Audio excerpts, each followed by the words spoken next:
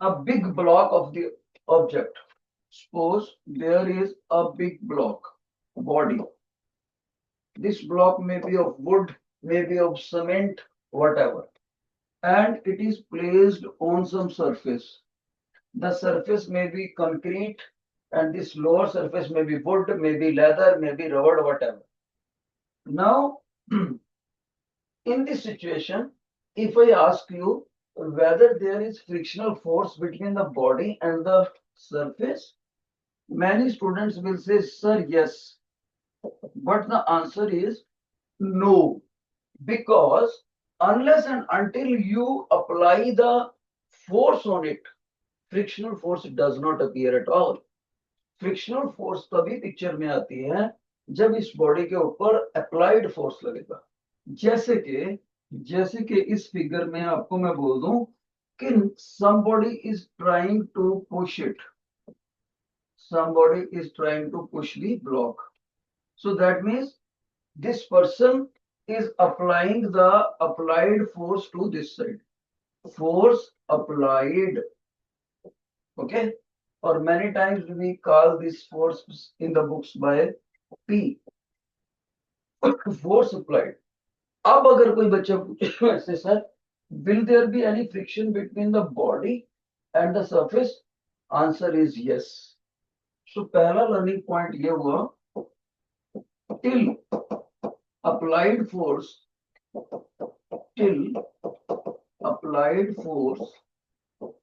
is zero, frictional force is also zero. Everybody, frictional force is also zero. और कोई बच्चा बोलता है सर फ्रिक्शन और फ्रिक्शनल फोर्स एक ही बात है। बिल्कुल एक ही बात है, दोनों को हम एक से अंडरस्टैंड करेंगे, फ्रिक्शनल फोर्स और फ्रिक्शन। इसका मतलब बच्चा मेरे से बोले सर अगर मेरे से पेपर में फ्रिक्शन का यूनिट पूछ ले और मैं फ्रिक्शनल फोर्स यानी फोर्स का यूनिट न्यूटन लिख सकता हूँ? बिल्कुल लिख सकते हो, न्यूटन लिख सकते हो, न्यूटन इज द यूनिट। दूसरी बात बेटे, सेकंड पॉइंट, जितना ये ज्यादा जोर लगाता है बंदा, उतना ब्लॉक और बीच में ये जो सरफेस है इसमें फ्रिक्शनल फोर्स भी उतना ही ज्यादा लगता है। इस प्रॉपर्टी को बोलते हैं सेल्फ एडजस्टिंग। शाबाश, सभी बच्चे नोट कर लें, आपको किताबों में इतने बारीकी से नहीं मिलेगा। तो आप कहोगे more the applied force,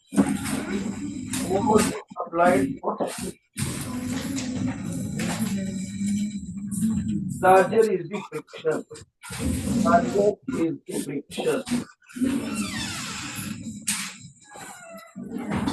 ये टीचर ने सेकंड लर्निंग पॉइंट बताया बेटे। ओके, थर्ड लर्निंग पॉइंट क्या करने लगे हम?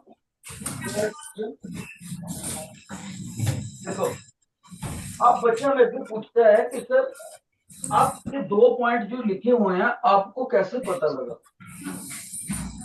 बेटे एक एक्सपेरिमेंट करा गया, उसमें ध्यान से देखना, उस एक्सपेरिमेंट में इस तरफ फ्रिक्शनल फोर्स शो करा गया। फ्रिक्शनल फोर्स को स्मॉल एफ से लिखते हैं, ऊपर एरो लगाते।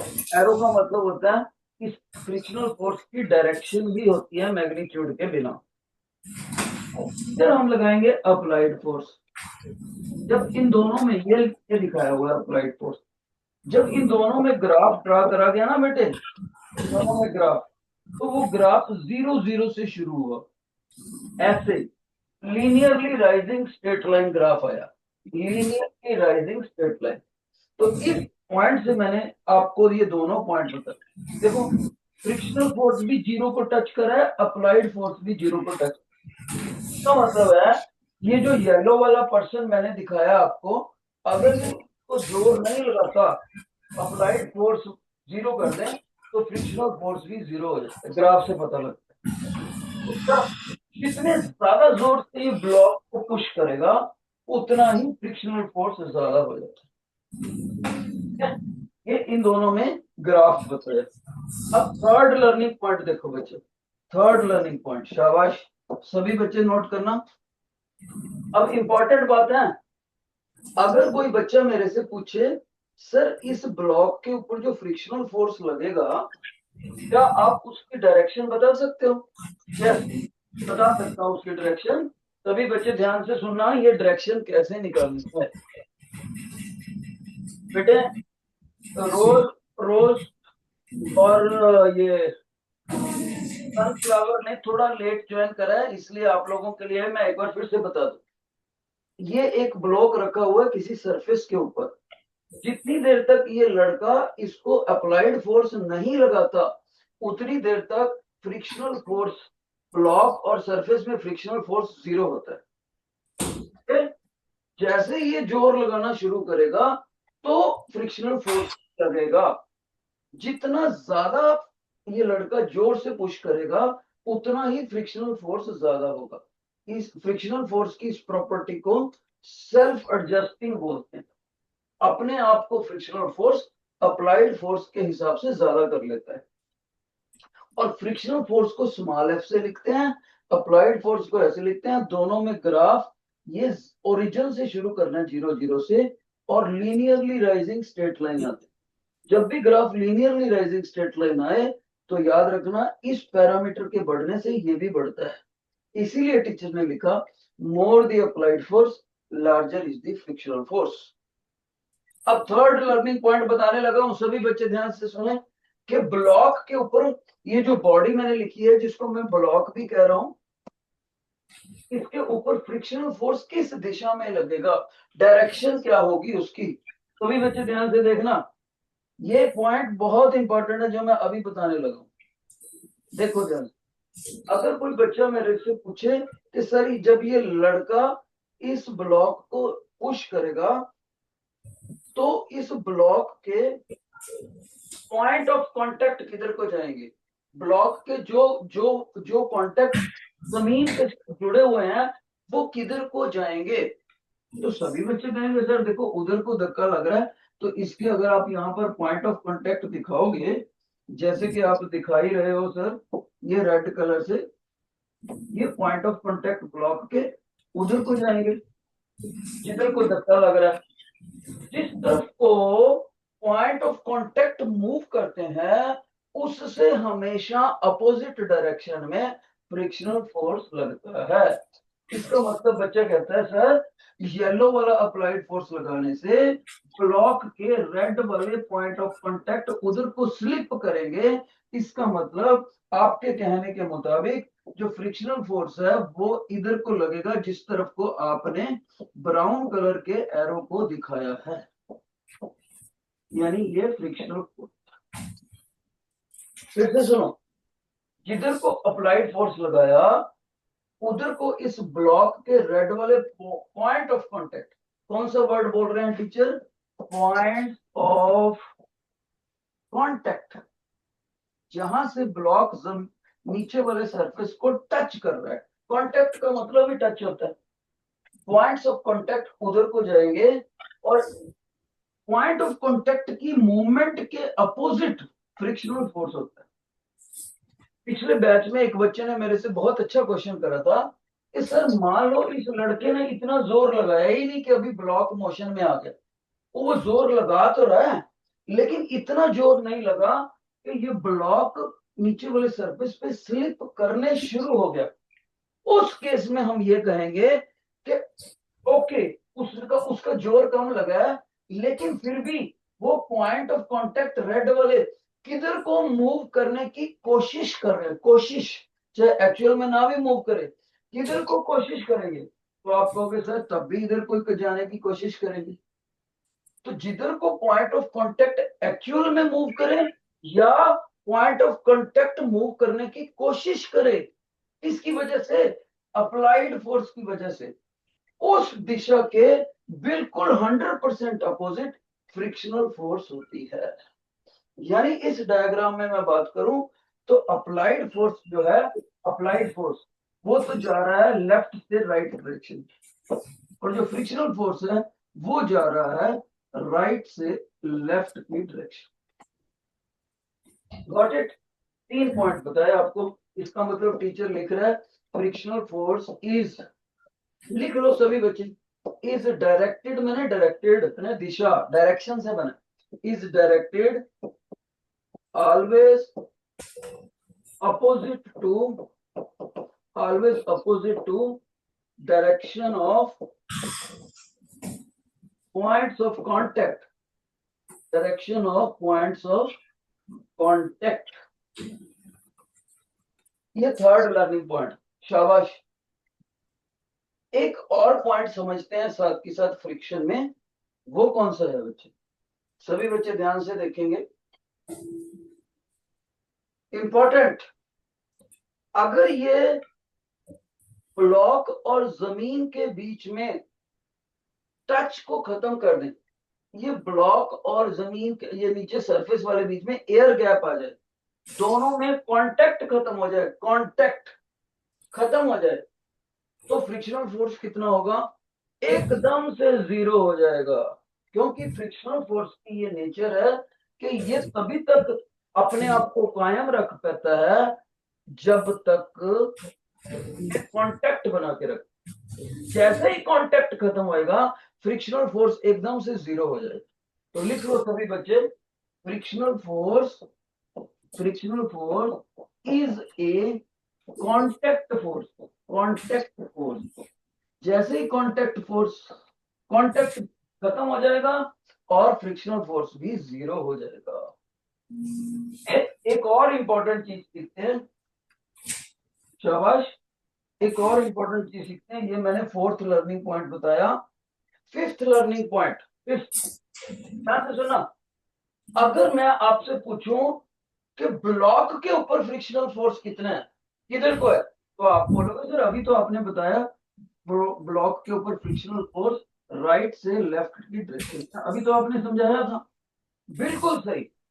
लेकिन अगर मैं अपना क्वेश्चन बदल दूं कि नीचे वाले सरफेस के ऊपर फ्रिक्शनल फोर्स कितना होगा, तब आपने डायरेक्शन भी चेंज कर देनी है।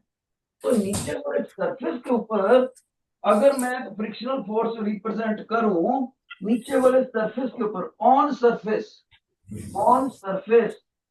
तब उसकी डायरेक्शन होगी लेफ्ट से राइट की दिशा में, सरफेस के ऊपर।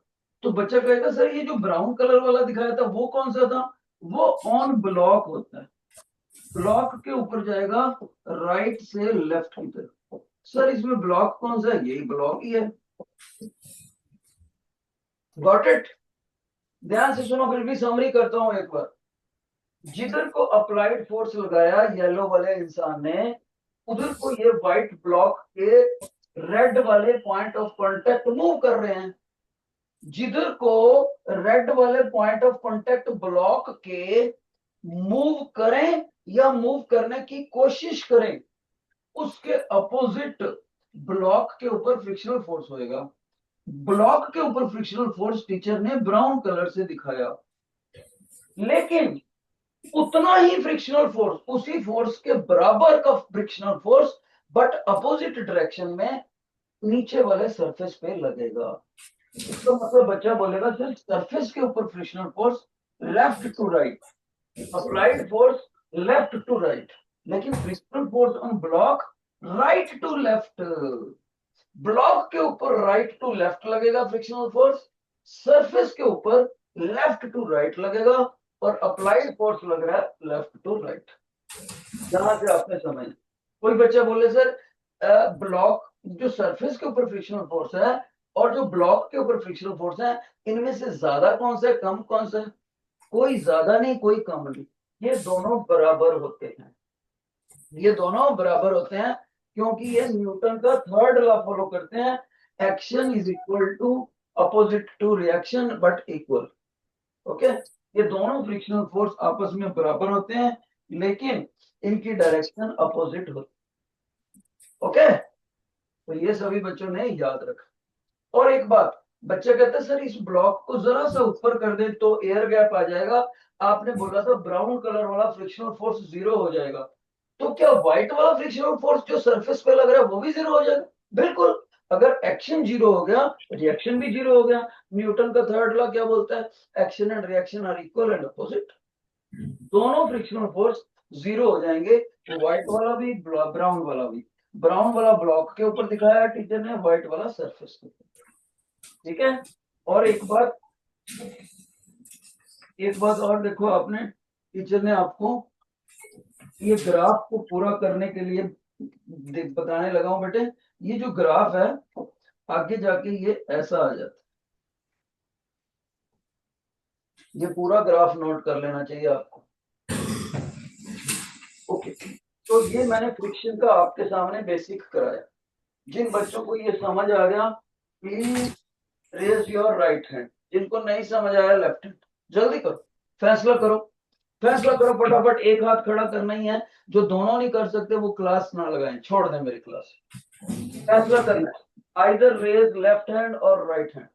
तो डैफोडिल में एक दो बच्चे फ्रंट पे लेफ्ट हैंड खड़ा करके बैठे हैं। डैफोडिल में सेंट्रल लाइन लेफ्ट हैंड, आ जाओ भाई माइक पे आ जाओ दोनों फटाफट। Central line, central. डैफोडिल में कौन सा हैंड खड़ा करना है? राइट तब खड़ा करना है अगर समझ आ गया। ये अपोजिट लगा हुआ है कैमरा, इसका मतलब सभी बच्चों को लेफ्ट है। सनफ्लावर में एक हाथ खड़ा करना है भाई, दोनों हाथ नहीं खड़ा करना है, अलाउड नहीं करूंगा class. Sunflower okay. So rose में give the response, left hand और राइट हैंड। समझ आ गया तो राइट हैंड। रोज नहीं समझ आया तो लेफ्ट हैंड।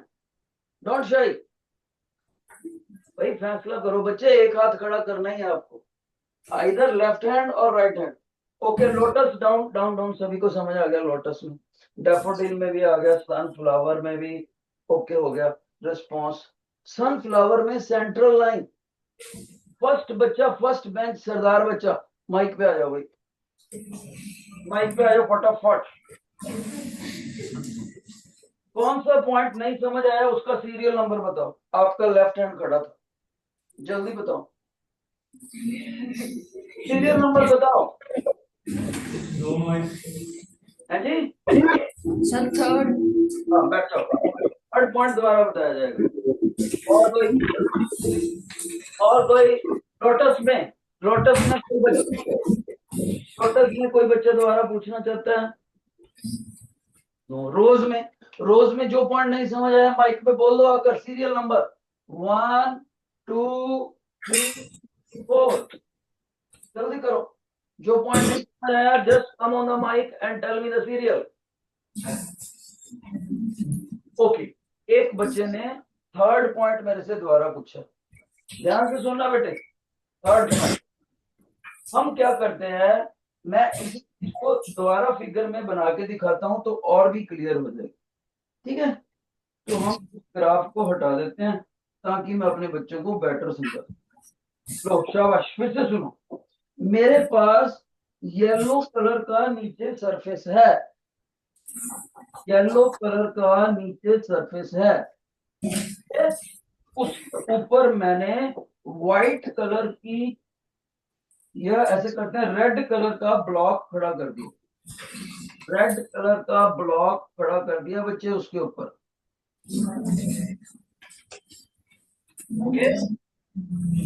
इस रेड व्हाइट कलर के ब्लॉक को ये एक पिंक कलर का इंसान पुश करने लगा हुआ है, यानी कि उसने अप्लाइड फोर्स लगा दी, अप्लाइड फोर्स। अब ध्यान से सुनना, अप्लाइड फोर्स की डायरेक्शन किधर से है? लेफ्ट से राइट की तरफ। अब मैं आपसे पूछूं, जब ये लड़का इस व्हाइट कलर के अलमारी को, ब्लॉक को, या गॉदरेज की अलमीरा को, या कोई भी चीज है भारी वाली, उसको जब पुश करेगा तो व्हाइट कलर के पॉइंट ऑफ कांटेक्ट जो येलो कलर के सरफेस से चिपके हुए हैं वो किधर को मूव करेंगे? तो मैक्सिमम बच्चे आसानी से जवाब देंगे, सर अगर उसने इतना ज्यादा फोर्स लगा दिया कि ये अलमीरा हिलती है या ब्लॉक हिलता है तो उसके पॉइंट ऑफ कांटेक्ट इस तरफ जाएंगे। What it? एक्चुअल में मूव करे, चाहे अलमारी चाहे ना अलमारी मूव करे, दोनों ही केसेस में व्हाइट वाले पॉइंट ऑफ कांटेक्ट उधर को जाएंगे। जिधर को अलमारी के पॉइंट ऑफ कांटेक्ट गए उसके अपोजिट डायरेक्शन में अलमारी के ऊपर फ्रिक्शनल फोर्स लगेगा। इसका मतलब बच्चा बोलेगा सर अगर आप मेरे से अलमारी के ऊपर फ्रिक्शनल फोर्स पूछोगे तो क्या मैं उसको ग्रीन कलर के एरो की तरफ बता दूं?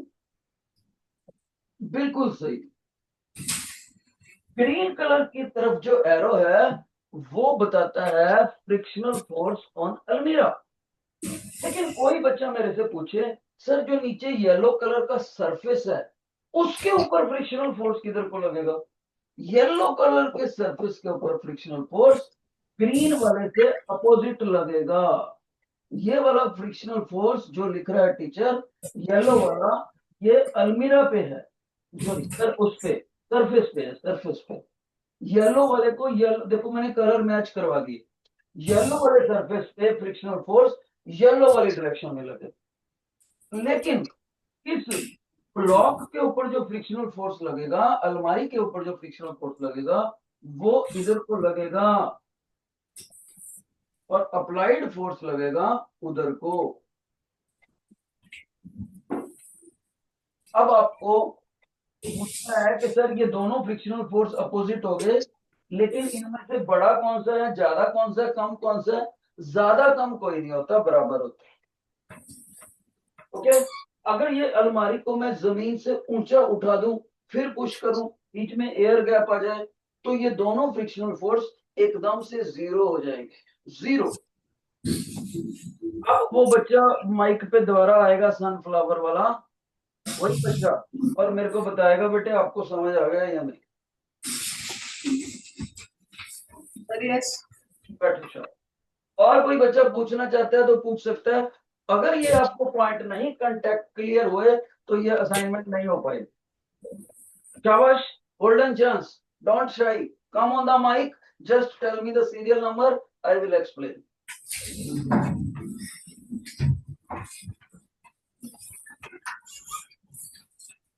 ओके, तो सभी बच्चे अब असाइनमेंट निकालें फटाफट। Assignment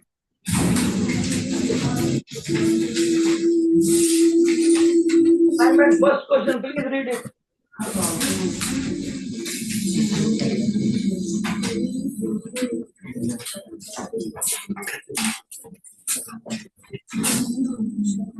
Question 1.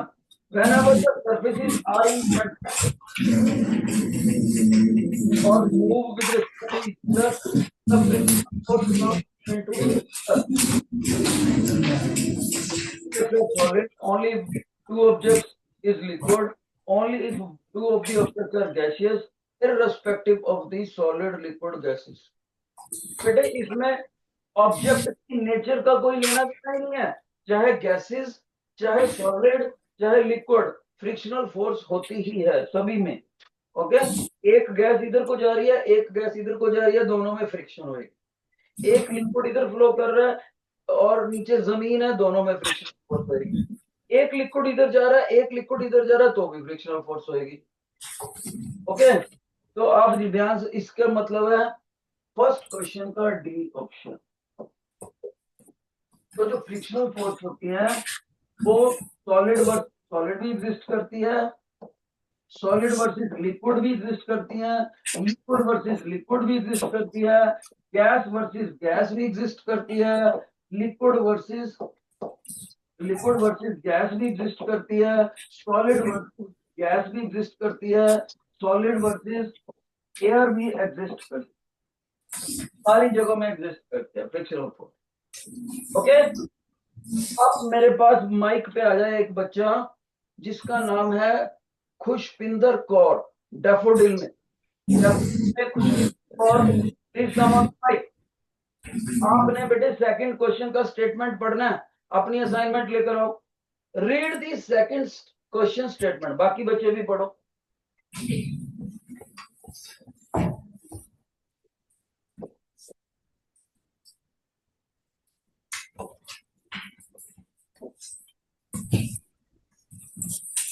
vehicle is horizontal. बेटे बहुत देर लग रही है. Second question. That the vehicle is moving on a horizontal road east, it is forced by the air, the frictional forces of the vehicle by the road. Option A is toward east is the vehicle is accelerating. B option must be moving east towards east. C option must be towards west. D option is towards बैठ जाओ. the vehicle. शाबाश, बैठ जाओ बैठ जाओ. अब मैं बाकी बच्चों को भी मीनिंग समझा दूं. हमारे पास एक व्हीकल है जो ईस्ट डायरेक्शन में जा रहा है. पहले तो आपको ये डायरेक्शन याद होनी चाहिए. North, south, east, west. ये डायरेक्शन आपको याद होनी चाहिए. और हमारा जो व्हीकल है ना बच्चे, हमारे को उसने बोला है कि आपका व्हीकल जो जा रहा है वो ईस्ट की तरफ जा रहा है. अब वो कहता है इसके ऊपर हवा का भी रेजिस्टेंस आएगा, उसको आप छोड़ दो. लेकिन जो नीचे सड़क है वो सड़क भी इसके ऊपर फ्रिक्शनल फोर्स लगाएगी ज्यादा वाला. उसको आपने कंसीडर करना है. येलो कलर का रोड बना दिया मैंने. अब वो the frictional force on the vehicle by the road.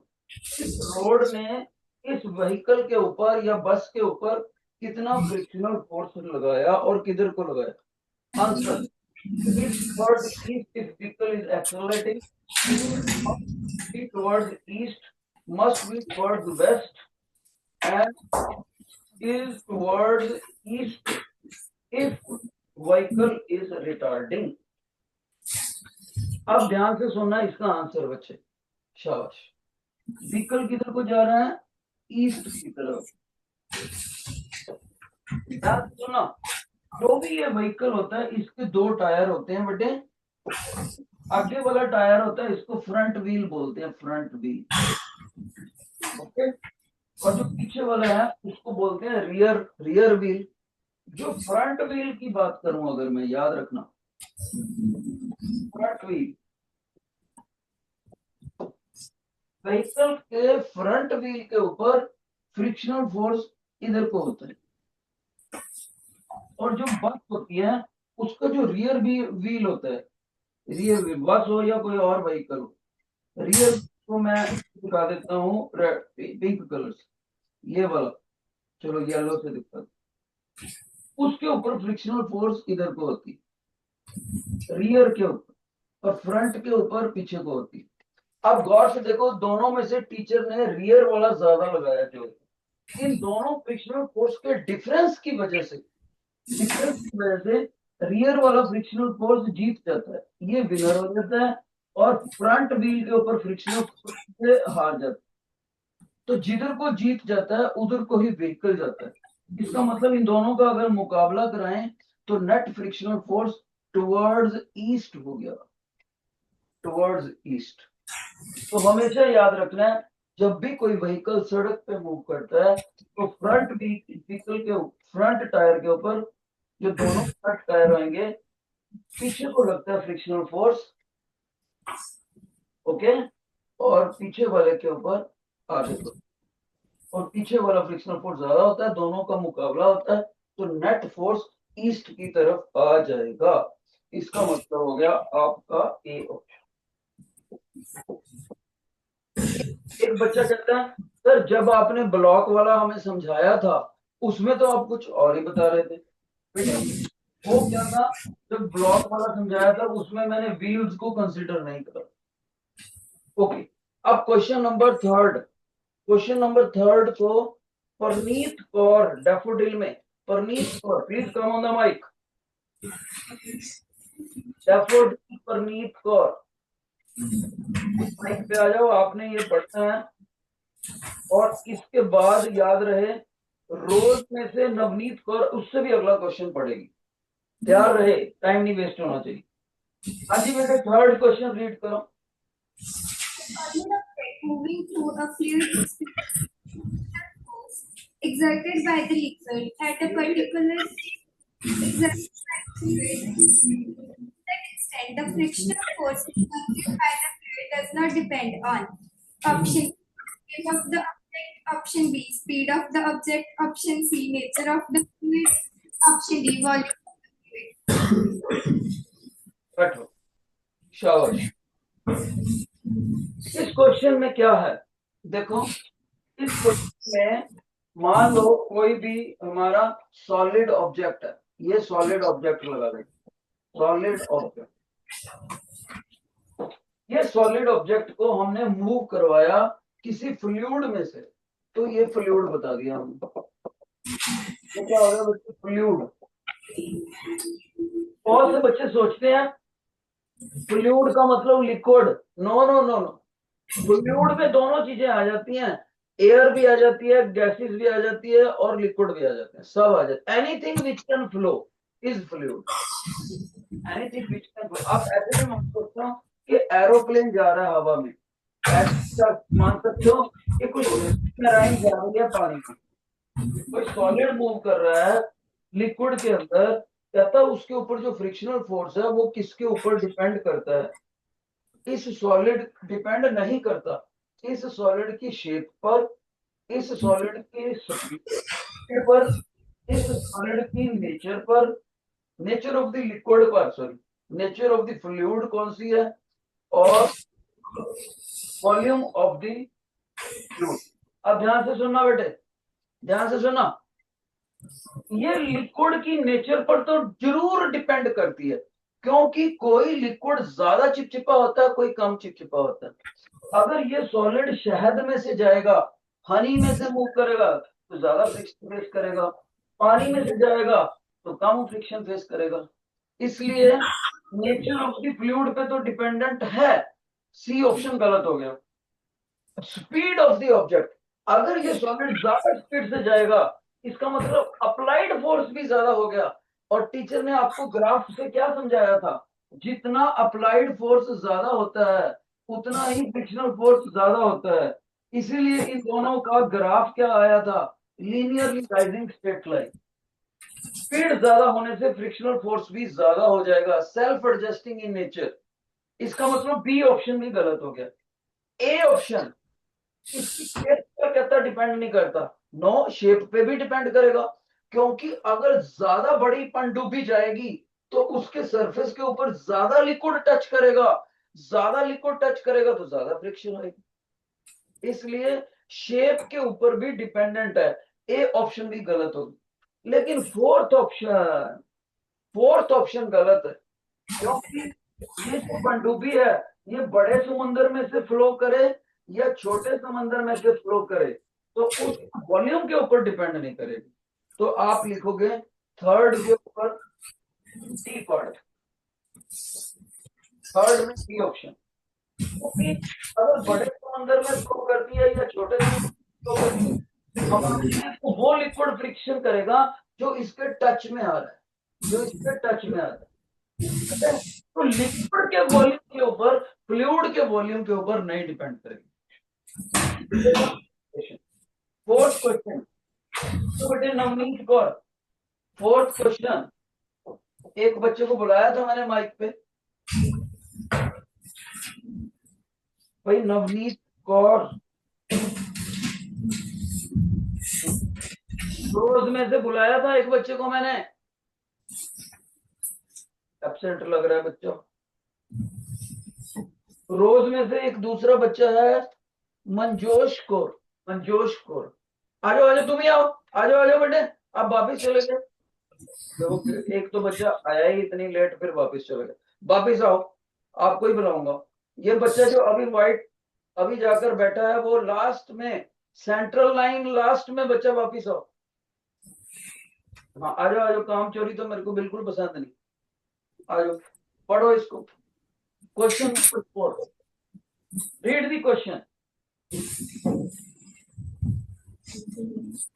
Commercial complex. There are 4 ways to read the main. The second is made with the polished marble. The third is made with the bricks, and the fourth has gravel surface. If it is a raining heavily, and you wish to reach the main path. Okay बैठो, अभी मैं आपको एक इसका meaning समझाता हूँ बेटे, ध्यान से सुनना। इसका मीनिंग क्या है क्वेश्चन का? ये है मेन रोड, क्या है? Main road. और आप खड़े हो यहाँ पर दरवाजे में, अपने घर के दरवाजे में खड़े हो। तो मेन रोड पर जाने के लिए आपके पास 4 ऑप्शंस है। रेनी सीजन में, रेनी सीजन है, बारिश हो रखी है, आपके पास 4 ऑप्शंस है। या तो आप जा सकते हो इस रास्ते से जिसके ऊपर यहाँ पर मिट्टी है, सॉयल। आप नेचुरली उस रास्ते से जाओगे जिसमें कम से कम स्लिप होने के चांसेस है। या फिर आप एक, आपके पास दूसरा रास्ता है ईंटों वाला। ये वाला ईंटों वाला दिखाया जिसको टीचर ने पिंक कलर से। ये कौन सा है? ब्रिक्स वाला। और एक तीसरा है बेटे जिसके ऊपर बिल्कुल रगड़ा लगा हुआ है, मुलायम, मार्बल कर दिया, मार्बल। तीसरे वाले में कौन सा है बेटे? जिसमें टीचर ने येलो कलर का बना दिया, ये वाला सरफेस है मार्बल। और फोर्थ सरफेस भी बना सकते हैं जिसके ऊपर बजरी डाला हुआ है, बजरी, उसको टीचर ने ब्राउन कलर से दिखा दिया, मार्बल। अब बताओ इसमें से कौन से सरफेस से आप अपने घर से निकल के मेन रोड पर पहुंचोगे पैदल, ताकि आपके गिरने के चांसेस, स्लिप होने से कम हो जाए? बताओ, जल्दी से बताओ। Where the friction is, friction ज्यादा होगी, आपका पैर ज्यादा मजबूती से पकड़ लेगा जमीन को। बताओ कौन सा रास्ता फॉलो करोगे? तो बच्चे सॉयल वाला सबसे ऊपर, वो एक वो डबल फिंगर खड़ी करो। जो सोचते हैं नहीं सर मार्बल वाला येलो कलर, वो 3 फिंगर खड़ी करो।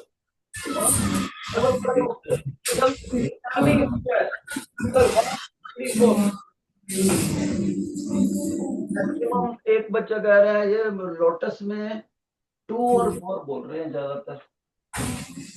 ओके, सनफ्लावर में सारे बच्चे 2 कह रहे हैं, और डैफोडिल में 2 कह रहे हैं। रोज वाले बच्चे जवाब ही नहीं दे रहे हैं। बेटे मैं बच्चा नहीं चाहिए मेरे को, आपको आंसर देना ही देना है।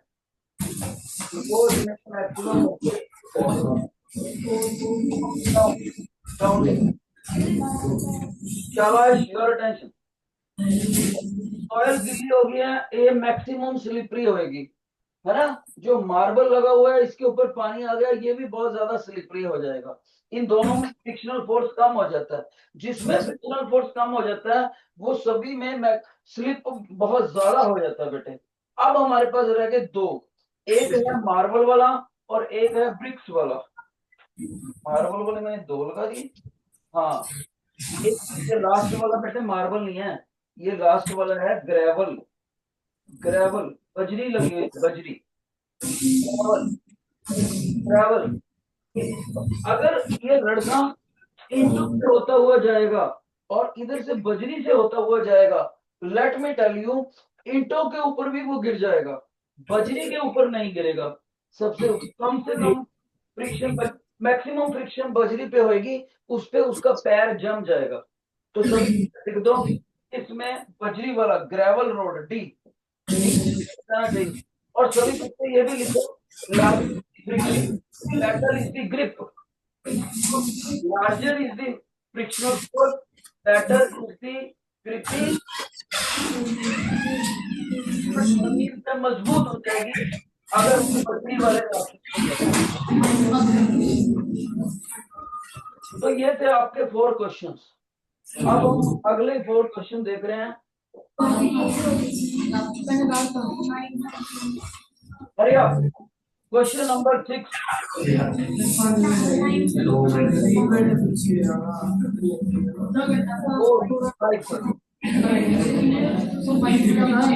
Let me tell you, a car is traveling at constant speed along the road and diverges onto a large patch of oil. The driver applies the brakes to stop. Compared to the brake on the dry road, what may happen? ध्यान से सुना, question बता रहा है एक driver बिल्कुल सूखी सड़क के ऊपर ब्रेक लगाता है, ड्राई रोड, तब उसकी कार यहाँ से ब्रेक लगाने के ऊपर यहाँ पर जाके रुक जाती है। मान लीजिए ये डी डिस्टेंस, लेकिन तब अगर ये सड़क बिल्कुल ड्राई है, ड्राई रोड, दूसरे दिन वही ड्राइवर एक ऐसी सड़क के ऊपर ब्रेक लगाता है जिसके ऊपर पहले ऑयल गिरा हुआ है, ऑयल, ये ऑयल गिरा हुआ है यहाँ पर। अब ये ड्राइवर फिर से ब्रेक लगाएगा, तो आप लोगों ने बताना है कि इसमें जब वो कार जाके रुकेगी, इस वाले केस में वही कार जाकर रुकेगी, तो यहां से जाके मान लो यहां तक रुक गई वो, मान लो इसको हम आर कह देते हैं, तो दोनों डिस्टेंसेस में कौन सा ज्यादा होगा? डी ज्यादा होएगा ब्रेकिंग डिस्टेंस या आर ज्यादा डिस्टेंस होएगा? याद रहे यहाँ पर ऑयल गिरा हुआ है, जो बच्चे कहते हैं सर डी ज्यादा होएगा, जो कहते हैं डी ज्यादा होएगा वो एक फिंगर खड़ी करेंगे, जो बच्चे कहते हैं आर ज्यादा होएगा वो डबल फिंगर खड़ी करेंगे। शाबाश, जल्दी बताओ।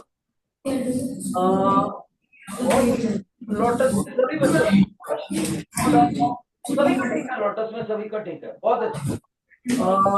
सनफ्लावर में सभी का ठीक है, बिल्कुल सही। सनफ्लावर सारे बच्चों का डैफोडिल में सही, ठीक है। रोज के बच्चे कमजोर है भाई, ये नहीं जवाब दे, अभी बताने लगे हैं रोज के बच्चे थोड़े, और मैक्सिमम बच्चे इसी क्लास में एब्सेंट हैं। ओके, दोनों में आर ज्यादा होगा, स्टॉपिंग डिस्टेंस उस केस में ज्यादा होता है जब ऑयल गिर जाता है। क्यों? क्योंकि ऑयल के गिरने से फ्रिक्शनल फोर्स कम हो जाता है, और अगर फ्रिक्शनल फोर्स कम हो जाए तो कार के टायरों की सड़क के ऊपर जो पकड़ है, द ग्रिप, दैट फॉल्स, और ग्रिपिंग अगर कमजोर होगी तो ये कार ब्रेक लगाते लगाते दूर तक उतर जाएगी। Let me explain the thing in English. Due to spillage of the oil on the road, the frictional force between the tires and the roads reduces in this case. As a result, the gripping of the rubber tires on the road decreases. Therefore, even if the same driver applies the brakes with equal force, the stopping distance R will be larger in comparison to the stopping distance on the dry road. Dry road पे friction ज्यादा होती है, oil वाले पे कम होती है बेटे। Good, शाबाश मिलेगी इसमें सभी बच्चों को। क्वेश्चन नंबर 6 पे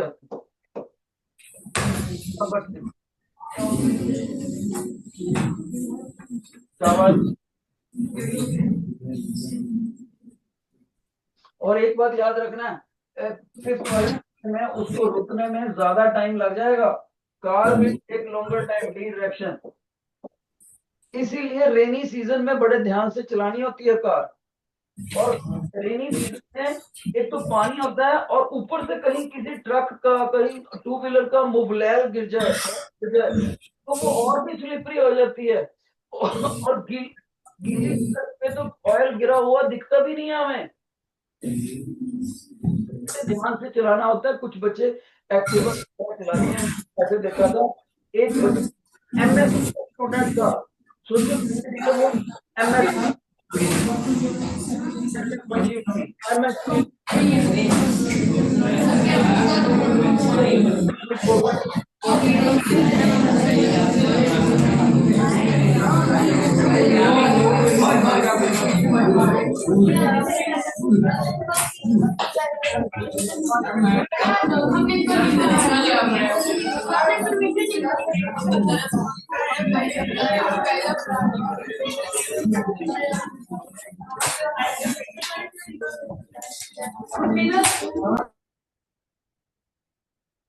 बाय बाय।